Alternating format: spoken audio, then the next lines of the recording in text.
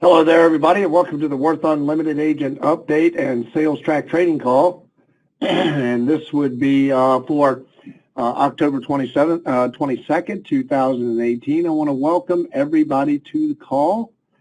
And thank you so much, Virginia, as always. Virginia, could you type in here, how many years have you been getting on my calls? I mean, can you remember when you actually joined us the first time? Because I think you are the most, I mean, outside of Joan and Darlene being on the calls, I think you're the most loyal person that I have ever had on these calls. Virginia, can you hear me? Can you type in that? Okay, so Virginia's been getting on my calls since 2007, I believe, and that does sound about right. My goodness, that is 11 years of you listening to me give training. I just really wanted to thank you, and you know, there's a couple other people that have been getting on. Obviously, Joan and Darlene have been with me a long time. Chet Chesney, Pete Abraham, Rip, Yeager. I mean, there are some people that it just amazes me for this amount of time how long you all have listened to me, and I can't believe that I've got that much good stuff to say to keep you interested with me for 11 years. But I just want you all to know that I've been around for a long time. Walter Seward, there's another gentleman that's been around for a long, long time.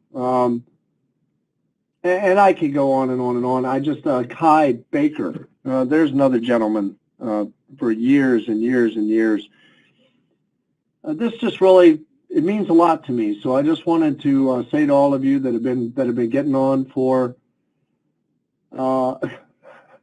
Virginia says, I love this. Virginia says it's easy. We have no memory. You know, my calls are usually, you know, really structured and very, you know, direct. I'm going to go through the comments and everything, but you know, I'm coming up on 18 years, so I'm approaching 20 years, basically, of doing this for people, for doing this for this company and with this product. No less than, you know, 12, 13 years of my life has been devoted to this product, and the people that I've met through this company and the people that I believe we've helped. I've been associated with a lot of other ventures when I was younger, and did some side work through this during some times with this company. And I just really want to reiterate the message that we deliver, what it is that we offer people in the way of the product, to me is still one of the most amazing products that I've ever had the privilege of being associated with. And I don't say that lightly at all. I've worked for some good companies. I've represented, you know, some, you know, good situations. But something about this product, and I notice it with people that have been around for a while, it's almost like it gets in your blood. And it becomes a part of you, and it becomes just part of your conversation if you really, you know, get what it's doing for people and truly understand how it's assisting people. It becomes easier and easier to talk about. It becomes part of your conversational language. It becomes, I almost want to say it kind of becomes part of your DNA.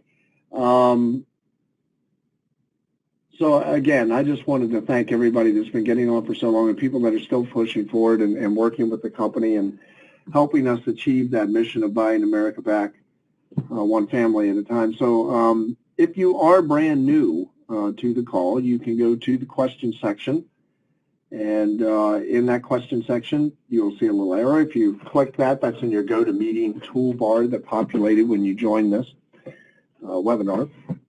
And if you hit that arrow, it'll open up a little window, and through that little window, you can type in, and I would be able to see what you're typing and be able to respond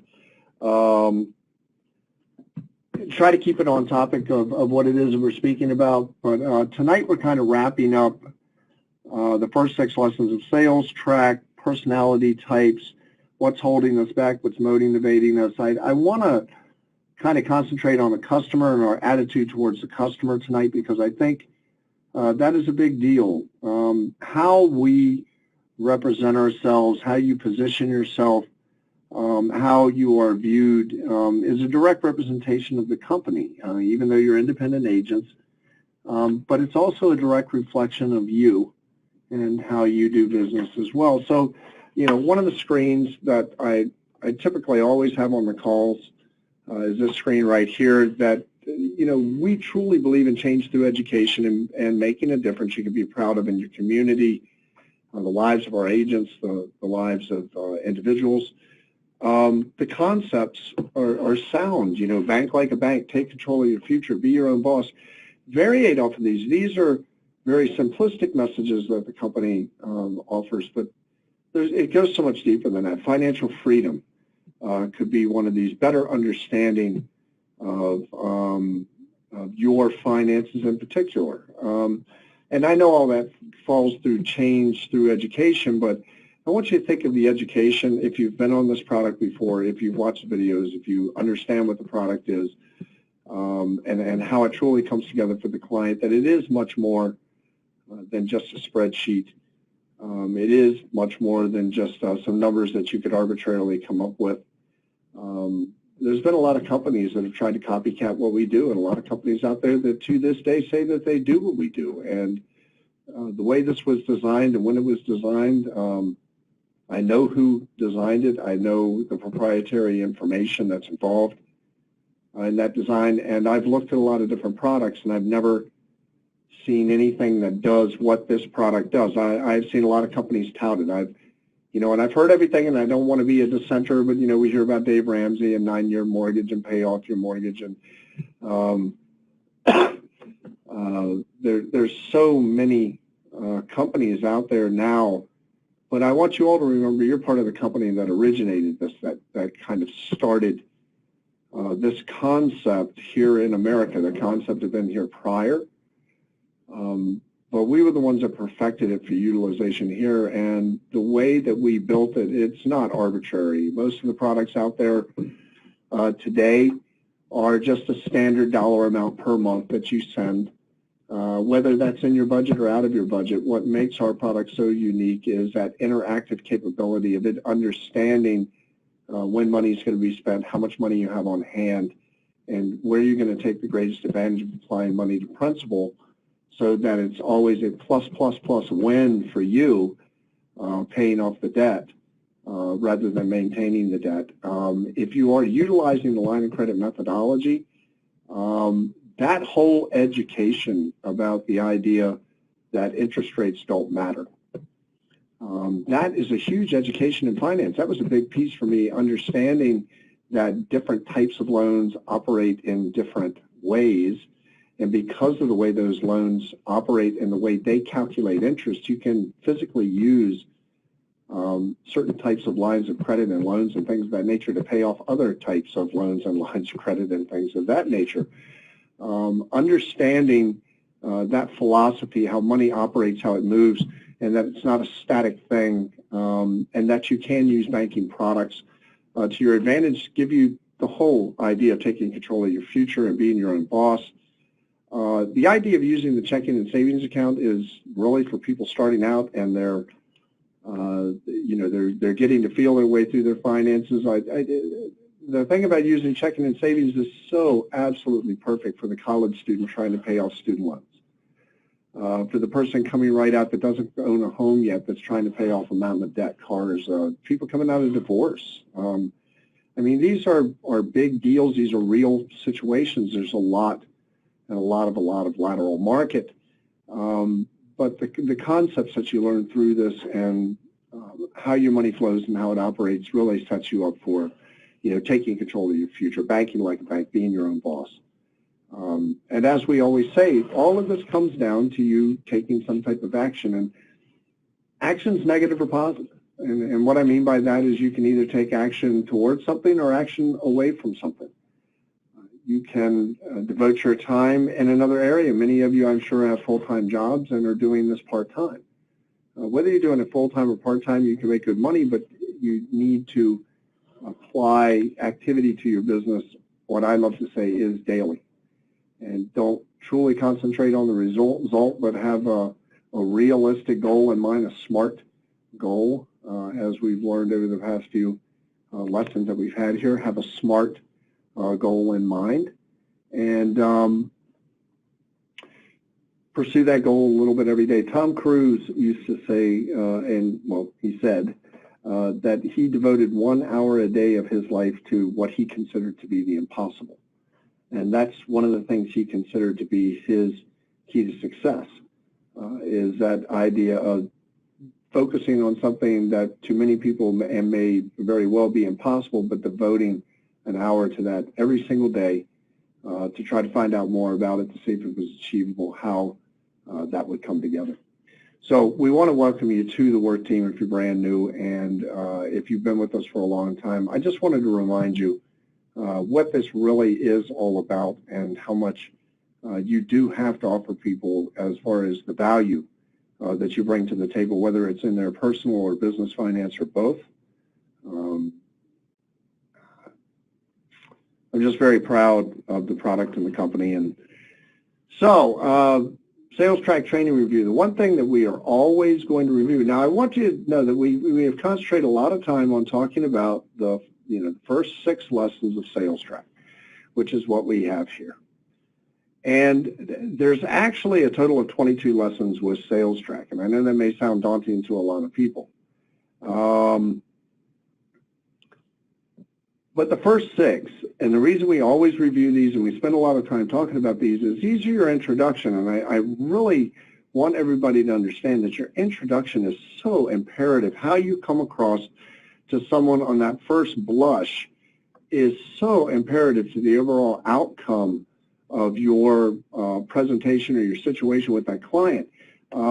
It's amazing how much that first impression really does, and I want you to think about it for yourself in any type of sales situation you've ever been in. Did you buy from somebody that the first impression was you just didn't like them? And the chances probably are you did not.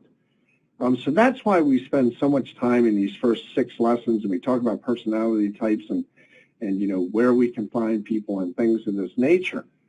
So I want you to understand that what we're going to be doing over the next few weeks is we're going to move into some of the other lessons, like what do we do on a first appointment?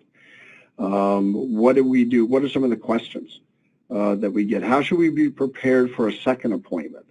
What are some closing techniques? What are some things that we do in that arena? Now, many of you are just using the corporate office, so this may not seem as pertinent to you, but in context, the training that I like to supply is kind of a full sales training arena. What would happen in any aspect. If you're turning them over to the corporate office, they're doing everything from the analysis to the commitment of the appointment to actually closing the deal, which makes your job extremely simple if that's the way you want to go with it. And I know that there are many people in the field that do that, but there are also people in the field that like the introduction of the client, sitting down, having an appointment with them, gathering the information themselves, building that rapport with them, and then going back and doing the reveal of information and trying to, and closing. That's just what they do. They feel comfortable doing that. So I want you to understand that either way you can do it, but over the next few weeks we're going to be going into what do you actually do once you've set this appointment in stone, that 6th item there, you set that appointment in stone, and now you're the one that's going to be doing it, because we know if we use corporate or field closer, pretty much you're out of the loop from that point. And I do want to iterate that to people. If you are using the corporate situation and you turn them over to corporate, let corporate deal with them. Don't get in the middle of the sale. If you want an update or what's going on, contact corporate and ask them, if you haven't heard anything in a day or two, ask them what's going on with this client. I think agents really go wrong and have damaged some sales when they call the client when the person closing is still in the process, like it's supposed to have a call back, or they want to think about it a day, or they're getting some additional information together, or whatever that looks like. I've actually seen sales destroyed because the agent contacted their prospect in the middle of the process and brought up questions and situations in the mind of the prospect that the closer was not prepared for, and so the whole scenario just kind of dissolved. Once you turn it over to the corporate office or a field closer, let them do what they do best. And this is what is so mind-blowing about that. Sometimes what will happen is your client that you've been talking to for some time and you can't seem to get them over the fence or whatever it is, you turn them over to corporate and it's a 5-minute conversation and they're sold. I've seen that one happen too. So do know that, yeah, whether it's a 5-minute or a 2-hour conversation, the people doing the closing are the ones that they're going to get their portion of the payment. The other thing is that the corporate office usually puts notes in the back office after an appointment. So if you know your client is going to have an appointment for analysis or for closing, make sure you just look in the back office in your notes section and see if there's any commentary from the corporate office in regards to the individual. If it's a corporate closer, yes. If it's now a field closer, somebody using your hierarchy, stay in contact with them directly as well. One of the most important things that you need to remember when you're involved in sales and you're trying to see a modicum of success with your sales is that it's important to develop a process that you repeat in all sales over and over again. In other words, a duplicatable, transferable process. And what I mean by that is the language is going to change, the circumstances are going to change, maybe even some of the flow changes, but you hit the same points. You're driving in the same direction in order to get the sale done. And that is why we develop Sales Track. That's why we keep talking about Sales Track and moving back and forth through that, and even the lateral movement of Sales Track to recruiting, how recruiting and sales are very similar in context. It's just a little bit of change of words and language and feeling the client out and trying to figure out what's going to work the best for them. So in that context, we're going to the last part here, bringing it all together, which is, what we've learned so far, bringing us up to this first appointment. And I wanted to just give you some ideas where the client was concerned as far as your posturing, your positioning of the client. And then, like I said, we're going to move into first appointment basics and things of that nature. And where do we actually move the client? What do we say? How do we go through that? But I think it's very important to keep priorities in line, and the priorities should be the prospect's priorities. And what I mean by that is if you've done your job correctly, you've really found out what is important to this client, their desires, their dreams, their goals. What are their priorities? Your priority should be to always be moving the process forward, and you should have another priority as well, which is every single client, whether you sell them or not, you should try to get referrals. And I think a lot of people forget to do that. And that is a lifeblood. That is an endless source of getting information. One thing I learned, I know it sounds very simple, but I learned this under a very simple statement years ago, and it was people know, people you don't. Now, I know that doesn't sound too profound, but it's a reality. People know, people you don't. And so when you meet new people, when you start putting them in the process, conversations, even if it's not for them, always have that loaded question, is there anybody else, or is there anybody that you know that may be interested in this? Who do you know that might be interested? Because that can move them from, no, I'm not interested in your product, to, well, yeah, I do know a couple. Well, did you know you can make money doing it? There's a lot of openings, or just getting there. If you sell somebody, definitely ask for referrals. Ask if they'll make introductory phone calls, 3-way calls with you. Here's what I know. People love to help people, especially if they appreciate what you do. They appreciate who you are. And one of the easiest ways to get people to help you is to ask them. And what I mean by that is let them know that you need their help. You need some input from them, that they can be of assistance to you moving you moving back and forth. And I have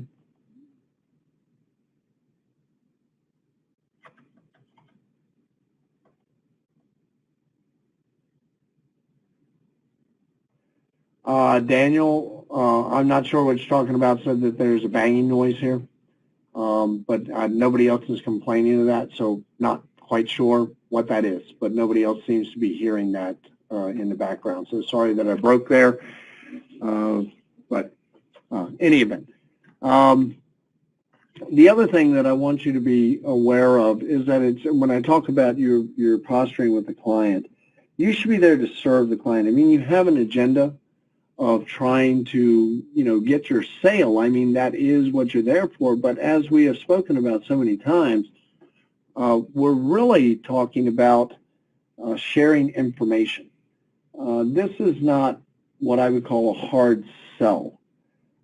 This, you can use some very logical language, like would you rather pay for the next 30 years and pay back, $120,000 in interest, or would you rather pay for the next 9 or 10 years and pay back $40,000 in interest, which, I mean, it makes it more relatable. And so we need to put ourselves in a position that we are truly interested in what people want or what people need, more than getting our point across, I guess would be the best way to place that. My experience is that if we give people what they need, they'll give you back more than you could hope for, more than you could have possibly wished for. It just seems to be the way things are. That is what I have observed. The other thing is when you approach people with that idea that you want to serve them, that is really what is in your heart, that bleeds through with people. People can read that. They can feel that. I believe that people are drawn to that.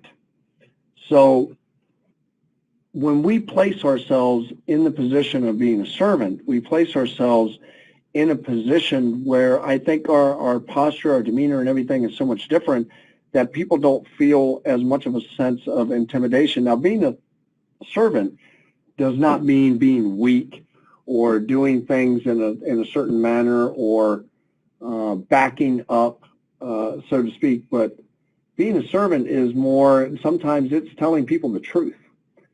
Sometimes it's telling people, really what you're telling me here, the amount of money you're going to spend, the amount of money you're going to save, you just can't afford the amount of money it's going to take to get involved. That may be one of those things where you want to say to them, hey, have you really looked at it from that perspective? If you truly believe this could do what I'm telling you it can do, wouldn't this be a no-brainer? And so being a servant is being honest with people. It's being direct. It's giving the best of yourself. But it's also not using any tactics, so to speak, to try to persuade somebody in one direction or another, other than here are the facts. Now, the beauty of our product is anybody that has debt, as long as they are making more money per month than they spend on average, that could mean some months they're not, but other months they make that up. So on average, over the course of a year, let's say, if they are spending less money than they make, this program, every single time I have run an analysis, will help unless they just really don't have any debt. Talking $6,000, $7,000, $8,000 worth of debt, then it's really not too cost effective. But, I usually put a limit. If somebody's got, $30,000 of debt, I'm willing to run the analysis just to see what that will do. I want you to think about it this way. If you spent, what is the number for you? If you could save $15,000 and you spent $3,200 to do that, would it be worth it, or would the number be higher? So I think the reason I'm putting it in this perspective is so many people will get the question, well, what do I do in this situation?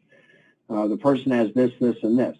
I get this question all the time. I've got a guy that's just a mortgage. Will it help him? I've got a person that just has this and this. Well, that is the purpose of the analysis. So when the client asks the question, well, I only have boom, boom, boom, will this help me?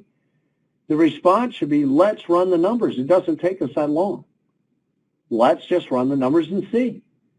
And so that truly is one of your biggest segues into getting the numbers and helping the client. And all of this falls under that category of being a servant to the client. I think another thing we need to remember is use your time wisely. Not all prospects are a sale. You should use SalesTrack to strengthen your percentages. And what I mean by that is to qualify your prospects. And as we know, qualifying your prospects in this arena is not about, do you have enough money to buy the product? What is your credit score? It's more about what is their desire to move forward to get out of debt.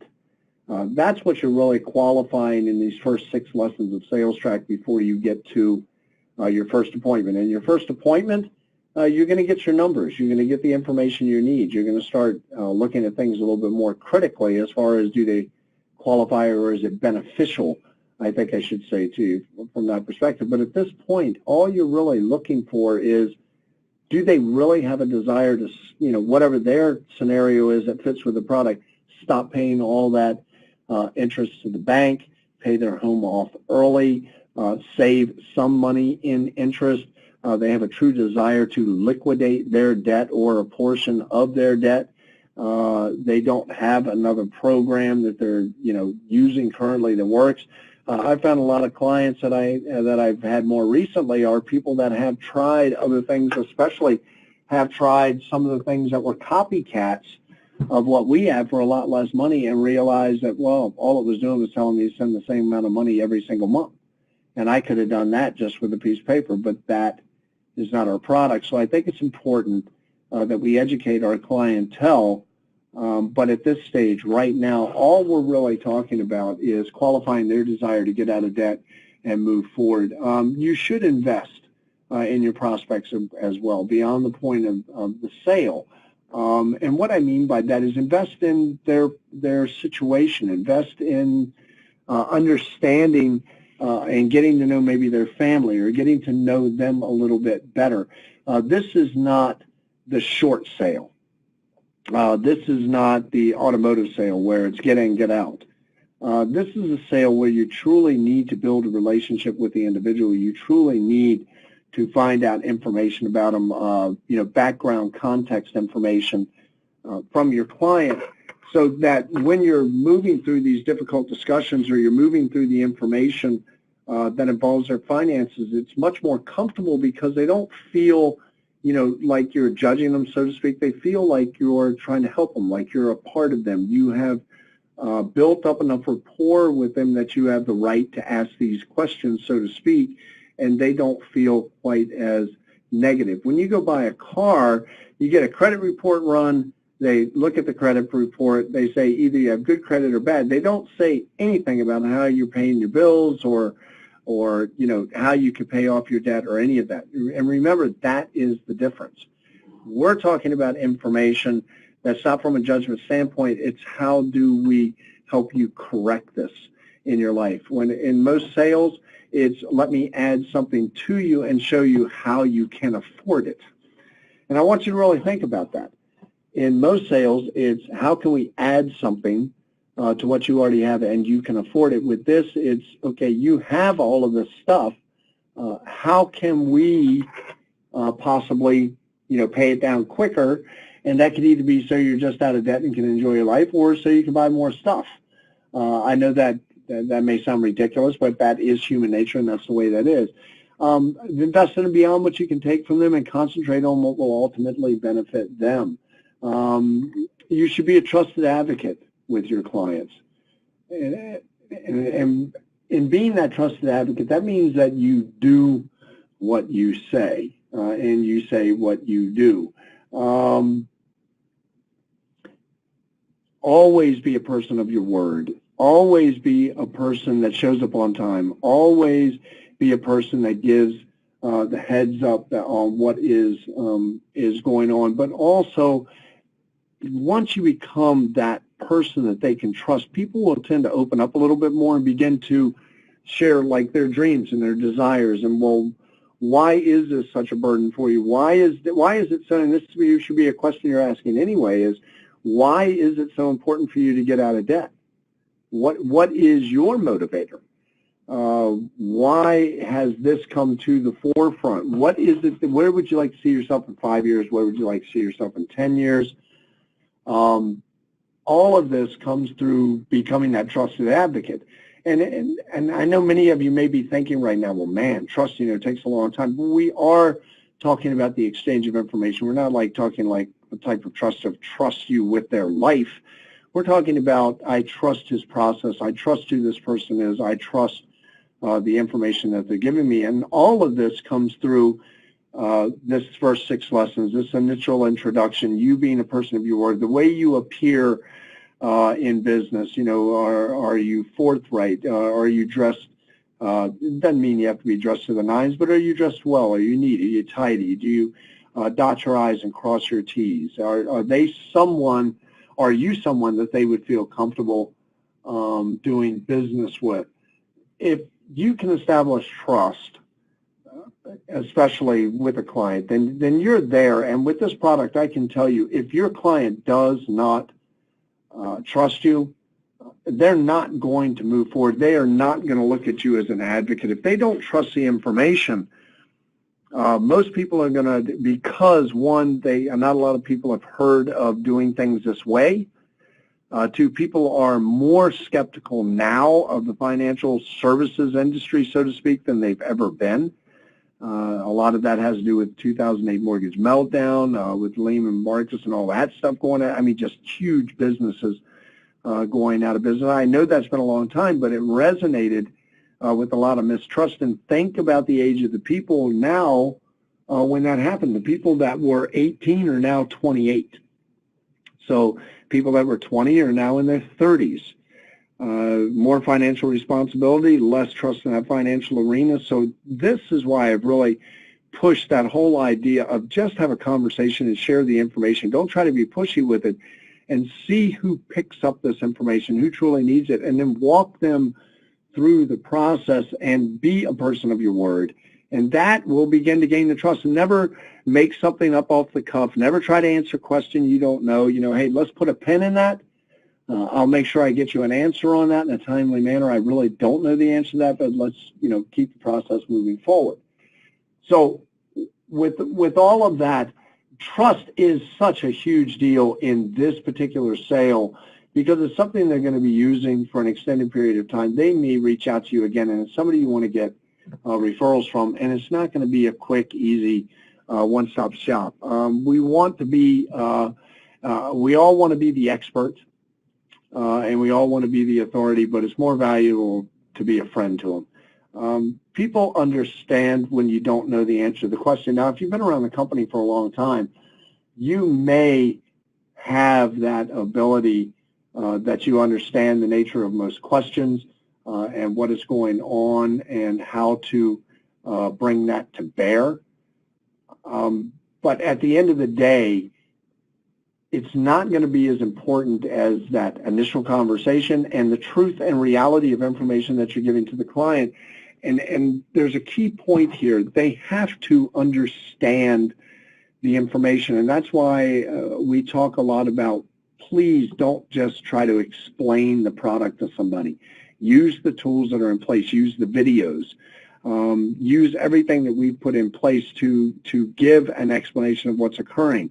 If that is, and make sure they understand, because I do know with this, if they do not see the reality or there is an interruption in the logic stream of information that you're giving to the client, they're not going to buy.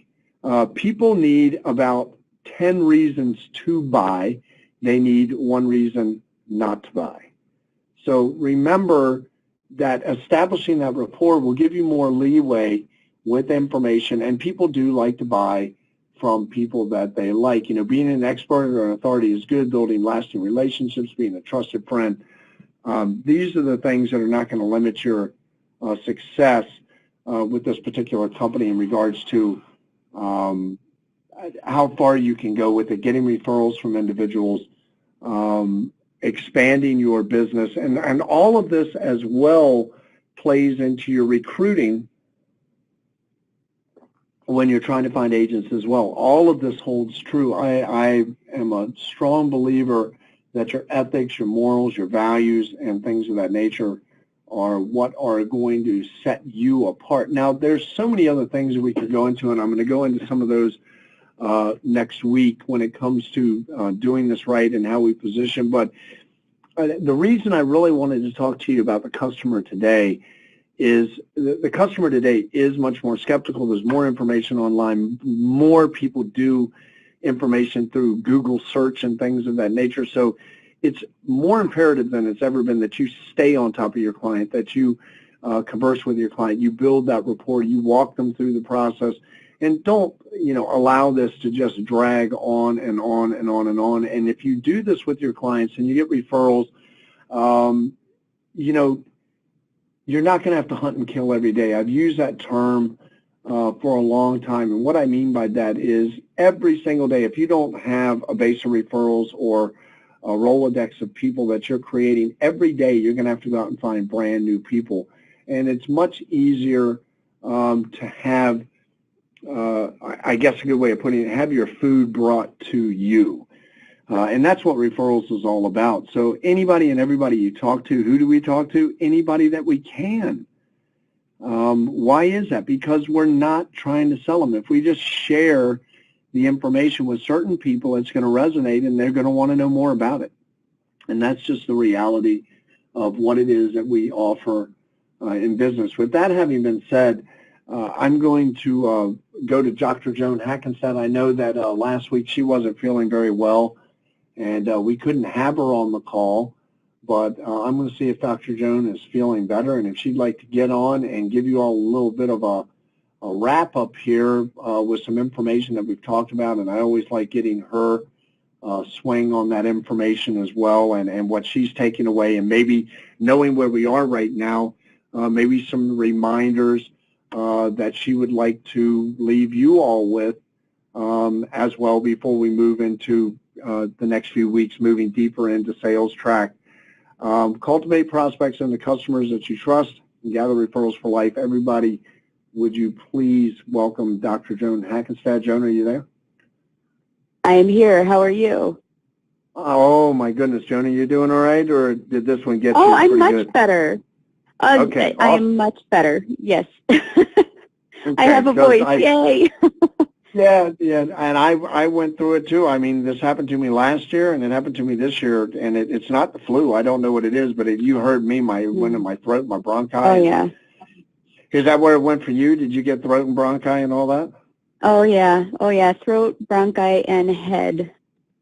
Oh, man. So, yeah, but it's all good. We're good now. I'm glad that you're feeling better, and you've been so integral in helping us with sales track and our trainings and all of this. I just, before we move, in the next few weeks deeper into sales track and do first appointment basics and closing techniques, this perspective of the client and what we've been talking about, is there anything that comes to mind for you that maybe I didn't touch on, or that you want to reemphasize, or that has been integral where you're concerned in developing that relationship with the client? Oh, great question. I think this was absolutely fantastic. Really, I think you hit everything right on the head. One thing I do want to emphasize is don't rush the client. As you had said, if somebody's not ready now, that does not mean that they won't be ready later. And if you take the time to establish the relationship, when they are ready, they will reach out to you. I actually have people that have contacted me from 10 years ago that are now ready and want to move forward, that because of the relationship that we developed, they wanted to move forward with me because of that relationship. So don't rush the person. Again, just because they may not be ready now doesn't mean that when they are ready, they won't want to move forward with you. So stay in contact, build that relationship, and focus on the relationship. I also can't emphasize enough, please do not sell the program to somebody that does not qualify for the program. I hear horror stories. And yes, you won't know if they do or do not qualify for the program until they run the analysis. But I've heard horror stories of people out in the field saying, oh, you're upside down by $1,000 a month. You don't really qualify, but let's just assume you're going to sell 2 or 3 of these products each month, and now you'll break even or have some extra income. That is how we ruin our reputation. That's how you hurt somebody financially, and you could really cripple them financially. So please don't sell this to somebody when it's going to hurt them. I have actually taken the time to run analyses and gotten to a position where I've discovered that the person, although they do have debt, it would have harmed them financially had we moved forward, and I've told them no. And it's okay to do that. It's, in fact, one of the best things that you can do. And again, that will help your relationship even more. When they get in a position where they can now qualify in a better position, they'll come back to you, as both of these people have in the past. And quite frankly, because you said no, I said, you know, gosh, it's not going to work for you right now, but who else do you know that this would benefit from? Because I was open and honest with them, they sent me a lot of referrals. They were just so happy that I actually placed their needs above my sale. So they sent me a lot of other people that would really benefit from it. So please don't sell it to people that are not in a position to qualify, that would actually harm them. Because again, that hurts you, that hurts our reputation, and it's going to really hurt that person in front of you. When you are first meeting somebody, just remember a couple little things. Eye contact is critical. You want to make sure that you're spending about 90% of your time with eye contact, 10% of your time looking away. Now, there are some cultural differences, so be cognizant of that, but on average, it's about 90-10. You want to be able to parrot back and paraphrase some of the things that they've said to show that you're listening. That's going to help you build some rapport. You want to match and mirror some of their body language. You want to match and mirror their tone of their voice, their speed of their voice, their volume, their choice of language, oddly enough. So that's a really great way to build that rapport and show that you're trustworthy, because, again, people like people that are like them. So you do want to follow with that. An odd way to build rapport and to really kind of establish that relationship with that person also is to mirror their breathing pattern. When I lived back in Las Vegas, I had a fantastic mentor who happened to be a hypnotist, and he would actually be on an elevator. He thought that this was the funniest thing. He'd go on the elevator, and without ever even speaking with the person that was on the elevator, he'd make contact with them. He'd start mirroring their breathing patterns, and he could get them to start mirroring what he did. He'd start leaning to the side to the point where it actually would almost topple over, and the person was doing it with them. I mean, you can actually create a really good relationship with somebody just based on mimicking their breathing patterns. So mimic some of their mannerisms and gestures without appearing as though you're mocking them. And, of course, be very cognizant of their body language and your body language. You want to be very congruent in what you're saying with what your body language is saying. And you want to make sure that you're watching their body language so that you can handle any resistance or objections that they may have, so that you're keeping track of when you think something just turned into some objections or some resistance, so that you can see it. Maybe they start shifting around a lot because, oh my goodness, they didn't realize what time it was. They have to go let the dog out. They're really interested in what you have to say, but they have so many other things on their head. So be very cognizant of their body language, because they may have some other things going on as well. So all of this is all about focusing 100% on that customer, on that client in front of you. And if you just follow everything that Mac was just talking about, you are going to do a phenomenal job, and you're going to represent our company so well, and I'm just so excited about all that. So, Mac, thank you so much for this today. This was a fantastic training. You did an amazing job. Thank you. Thank you, Dr. Joan, and thank you for your comments. I actually had, more slides to this, but I noticed I was running out of time, and I was popping a couple up while you were talking, and one of them was your slide about, let them go. Don't be afraid to tell them this is really not going to benefit you. And, then you brought up this piece here, and this was actually my closing slide, and I kind of scrolled through them to get to this slide. This is what we're about, and that's let them see your true metal. Always show your ethic and your values. Some of you don't force a close on maybe a sale tomorrow. Make a friend and make money. Be be cognizant of the client, be cognizant of their time, be cognizant of their space, everything that Joan was saying, but have integrity in everything you do. And I love the fact that Joan brought up the fact that we've heard the horror stories of, hey, you might make one sale a month, so let's just put, $1,000 in here additional, and let's see how this would work. Please don't be doing that. But just because somebody is at the very skinny margin, that's why I say don't make the assumptions, run the numbers, but run the true numbers. I am an individual that I like source data from the people that I am running analysis for. Tell them you want to see bank statements, not that you have to see account numbers or anything, but if they don't want to show you their actual statements, physically, you want the balances from that month, interest rate, what is the total balance, when they take, accurate information is going to give you the best result and, in an analysis, but the best result that you're going to get with your clients is ethic, moral value, honesty. Be a good person. I don't know any other way to put that. Be a good person with your client, and it will pay you back tenfold. Dr. Joan, thank you so much always for the amount of time that you devote to us and for your information on the calls as well.